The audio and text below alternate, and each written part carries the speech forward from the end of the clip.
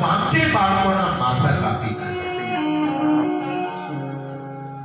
દ્રૌપદી પોતાના પુત્રોના સ્મરણના સમાચાર સાંભળી કરી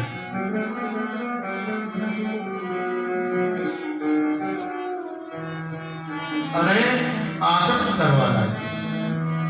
આંજોને સાંત્વન આપવા પ્રતિજ્ઞા કરી કે તે આ બધાનું માથું કાપી અને તેને ભેટ કરીશ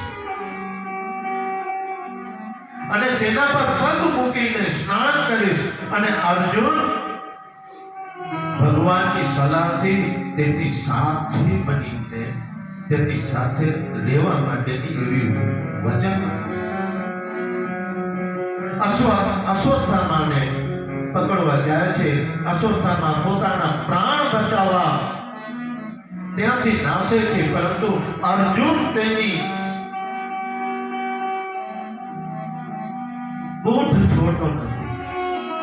અને આખરે જ્યારે લાગ્યું કે અર્જુન હવે મને નહીં છોડે અને પોતાના પ્રાણ નહીં બચે એવી ખાતરી થતા જ તેણે બ્રહ્માસ્ત્રનો પ્રયોગ કર્યો. અર્જુને અસહ્ય તેજ પોતાની સામે આવતું જોયું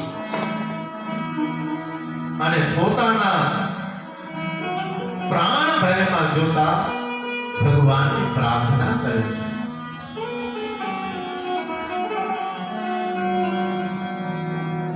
કૃષ્ણ કૃષ્ણ મહા